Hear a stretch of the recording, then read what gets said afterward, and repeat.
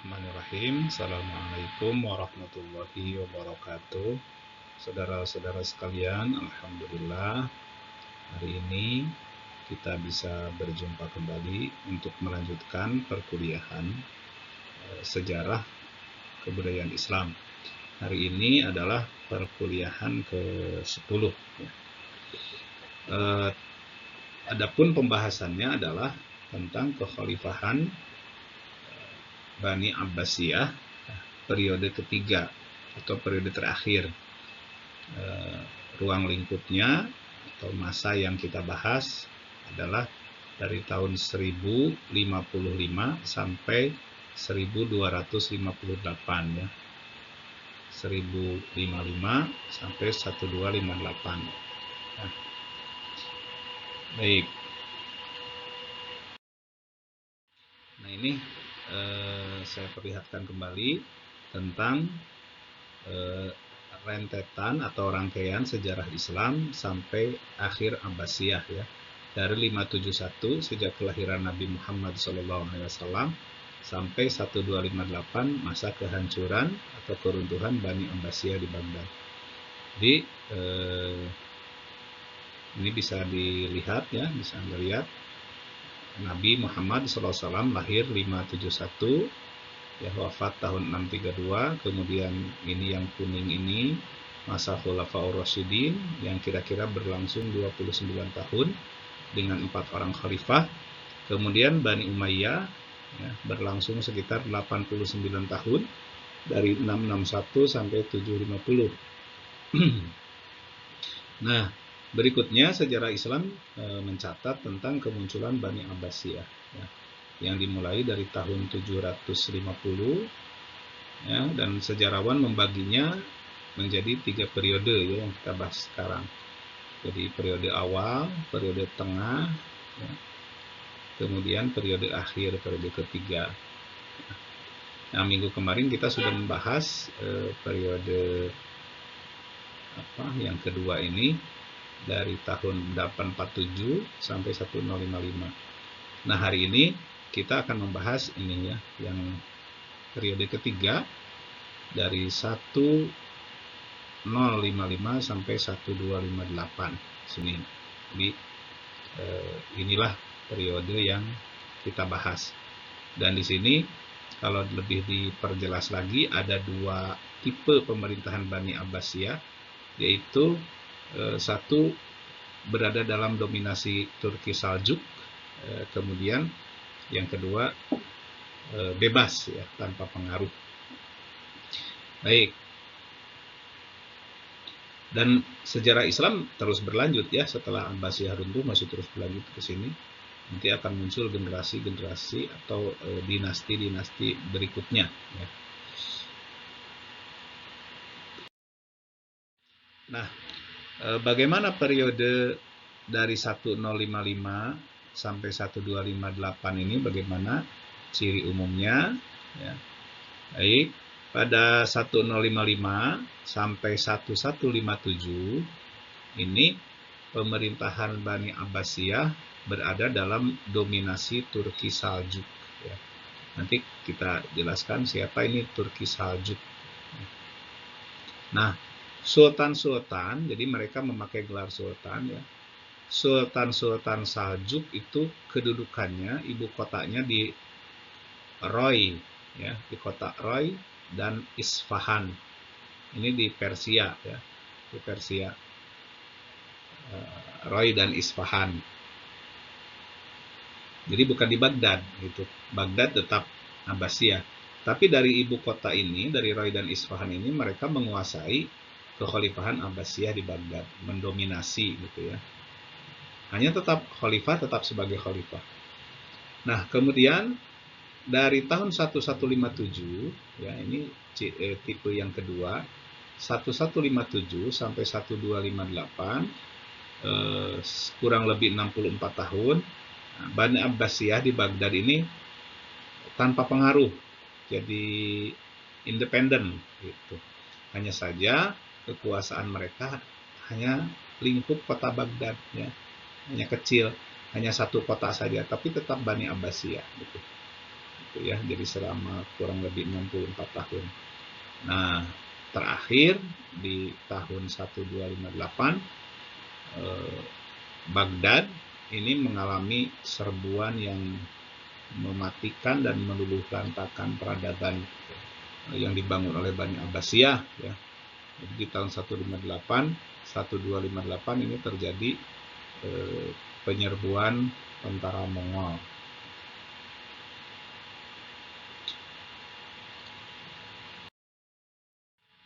Nah, berikutnya tentang khalifah-khalifah di periode ini.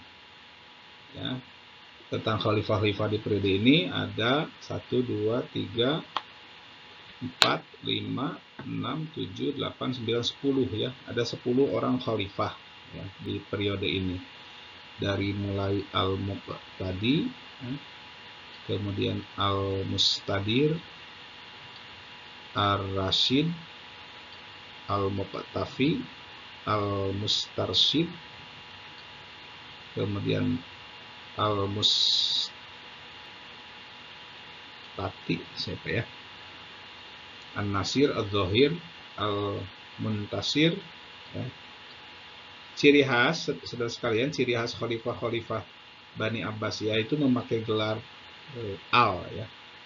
Jadi ada gelar kekhalifahannya Al ya, sejak awal As-Soffah, Al-Mansur, ya, Al-Amin, Al-Hadi, nah, sampai yang terakhir Al-Musta'sim. Nah, dari 10 orang khalifah ini, yang 4 ini ya, yang 4 dari masa Al-Muqtadi sampai Al-Muqtafi ini dikuasai oleh Turki Saljuk ya, yang tadi kedudukannya di Isfahan itu. Nah, ini sultan-sultan yang menguasai 4 orang khalifah ini. Ada Tugril Beg, ada Alp Arselan, ya. Kemudian ada Malik Shah, ada Sultan Mahmud, Sultan Bakhyaruk, Sultan Muhammad bin Malik Shah, kemudian Sanjar bin Malik Shah, gitu ya. Jadi ini khalifah sultan-sultan yang menguasai khalifah-khalifah Abbasiyah di Baghdad. Dan banyak peristiwa-peristiwa penting ya, salah satunya adalah Perdana Menterinya Nizamul Mulk itu mendirikan madrasah ya, ini kita kenal sebagai Madrasah Nizamiyah.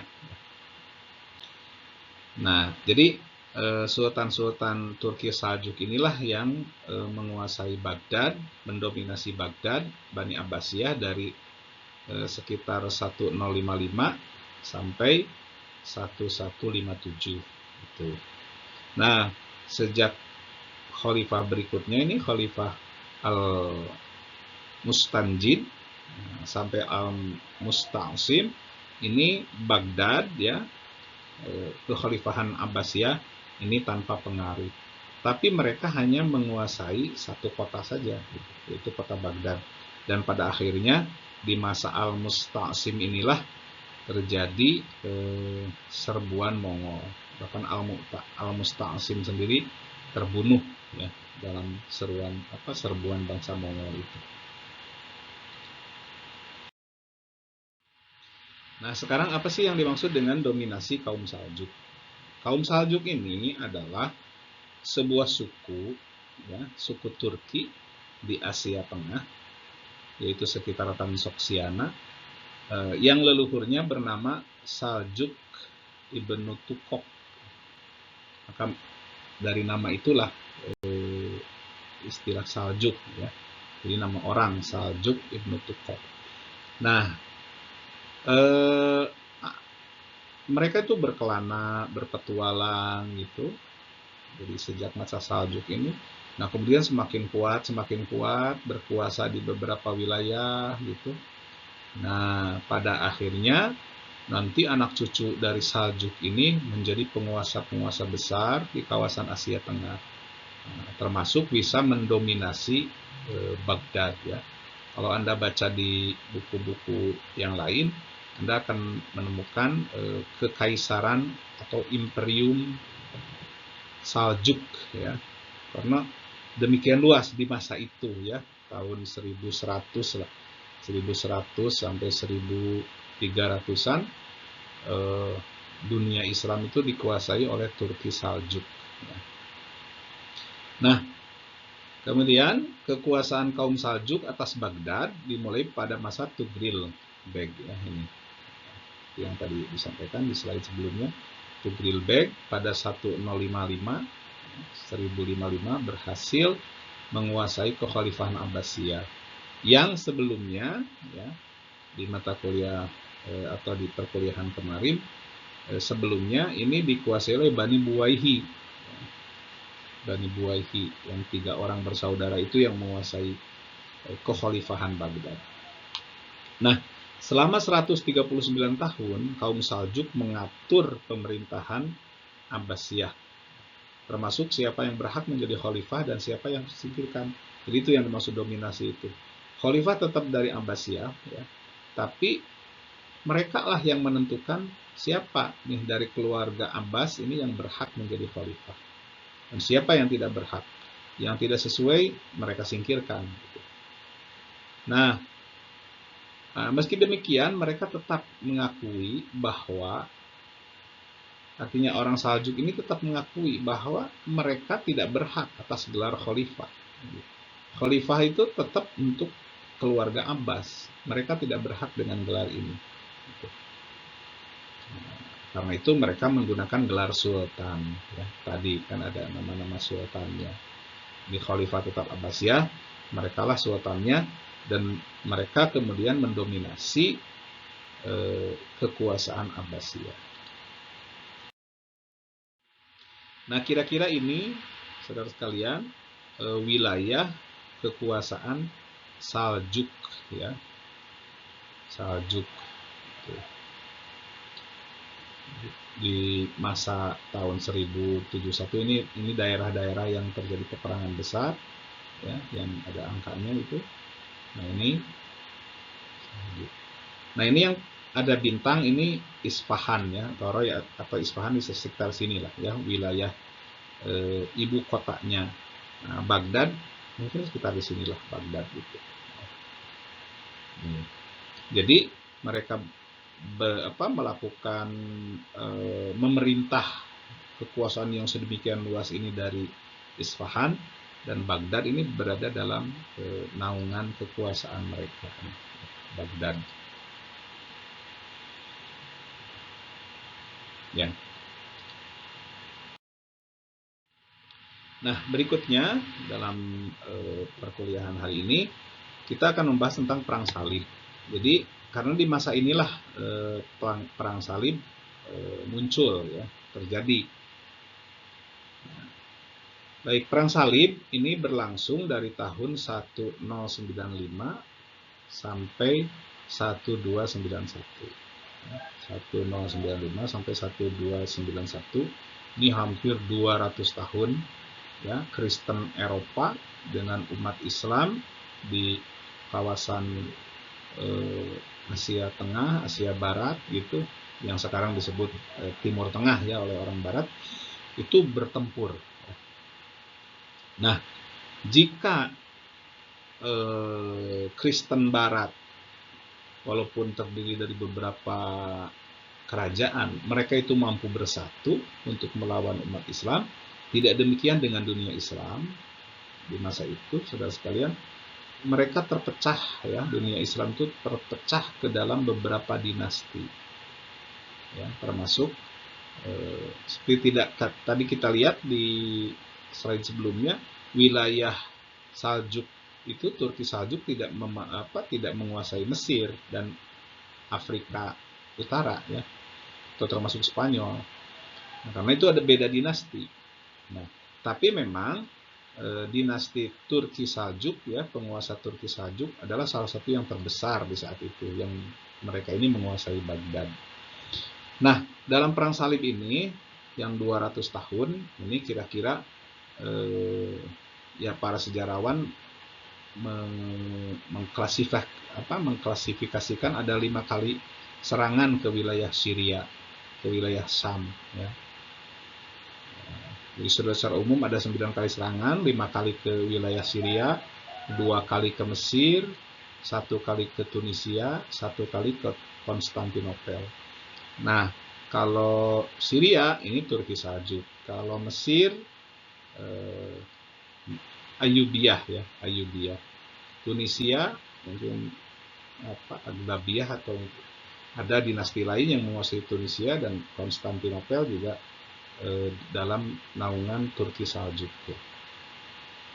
Nah, tentara salib ini makanya dia tidak dilawan oleh Bani Abbasiyah, tapi oleh dinasti-dinasti penguasa Mesir, Syria, Sam, dan daerah lain yang diserbu.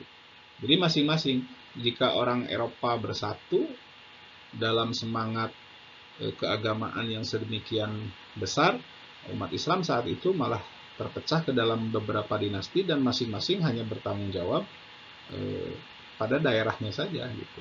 Mereka tidak peduli siapa yang menyerbu gitu. Apa sih penyebab perang salib? Ini satu, para peziarah Kristen yang berziarah ke Yerusalem ya, itu merasa dipersulit oleh penguasa, yaitu kaum Saljuk ya. Yerusalem berada dalam kekuasaan Turki Saljuk. Mereka merasa kesulitan kalau berkunjung ke Yerusalem. Kemudian ada isu di Eropa bahwa gereja Spurser yang ada di Yerusalem itu dihancurkan. Gereja ini dianggap sebagai gereja tempat kelahiran Yesus. Nah, dengan isu yang sedemikian menggugah semangat keagamaan, mereka kemudian melakukan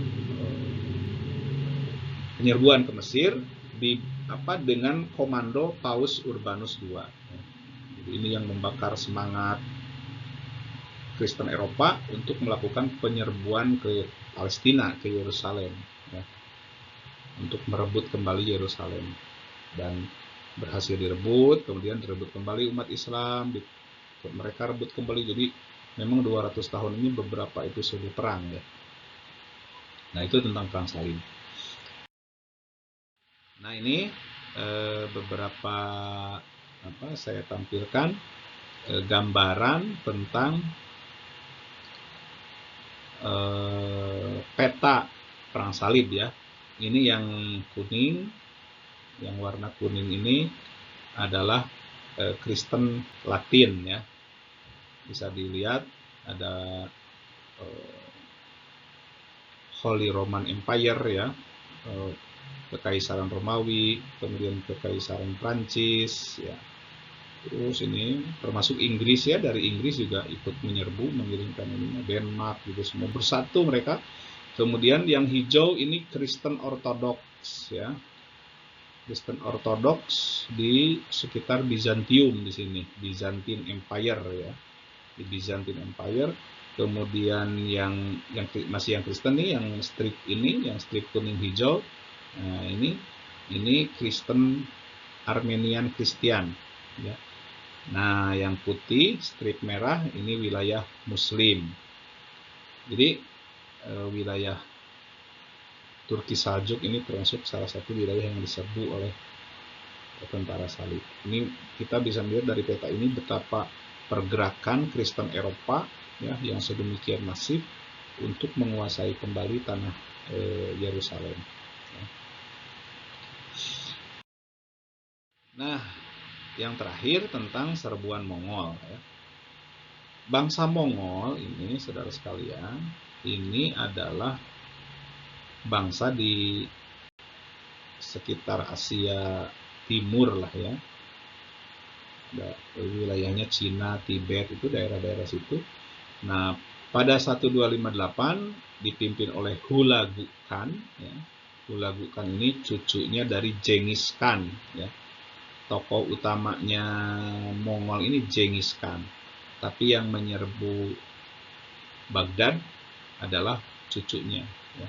Cucunya yang bernama Hulagu Khan. Nah, 1258 mereka menyerbu ke Baghdad. Khalifah terakhir, Khalifah Al-Musta'sim, itu bersama sebagian besar pejabat istana dibunuh oleh tentara Mongol. Ya. Nah, peristiwa ini merupakan peristiwa yang sangat penting bagi umat Islam karena menjadi salah satu titik sejarah terpenting, titik balik umat Islam. Dan Baghdad Abbasiyah benar-benar berakhir ya di 1258 itu. Memang ada upaya-upaya termasuk sultan-sultan di Mesir, dinasti Mamluk Mesir, itu yang menginginkan untuk menghidupkan kembali dinasti Abbasiyah. Ya. Jadi mereka mengangkat kembali Khalifah Abbasiyah, tapi kedudukannya di Mesir gitu. Nah, tapi tidak berhasil. Nah, sejak saat itulah kemudian kalau dalam kajian sejarah Islam, sejak 1258 ini kemudian umat Islam memasuki masa abad pertengahan. Dapat dikatakan masa kemunduran itu.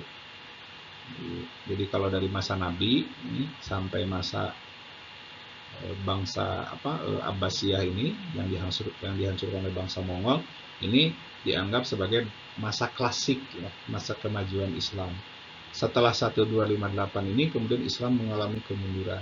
Memang ada banyak dinasti-dinasti, ada banyak kekaisaran, kerajaan-kerajaan besar Islam, tapi tidak pernah mencapai kemajuan seperti di masa klasik. Apalagi kemajuan ilmu pengetahuan gitu. Nah, sejak 1258 ini. Ya, demikian saudara sekalian untuk perkuliahan hari ini. Sekian dan terima kasih. Dan berikut ini tugasnya ada 3 pertanyaan. Ya. Satu, siapakah yang dimaksud kaum Turki Saljuk? Ya, Anda silakan jelaskan siapa ini Turki Saljuk, ya, dan apa bedanya dengan tentara Turki? Ya, karena sebelumnya di periode kedua ada disebutkan tentang tentara Turki. Apa bedanya Turki Saljuk dengan tentara Turki? Yang kedua, pertanyaannya siapa nama paus ya yang menyerukan atau mengobarkan perang salib ya, di Eropa. Kemudian buatlah tulisan minimal 1 halaman yang menjelaskan tentang bangsa Mongol itu siapa.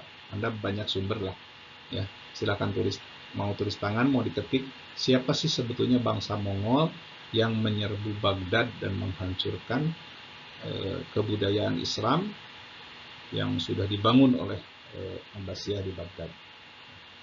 Demikian pertemuan hari ini. Assalamualaikum warahmatullahi wabarakatuh.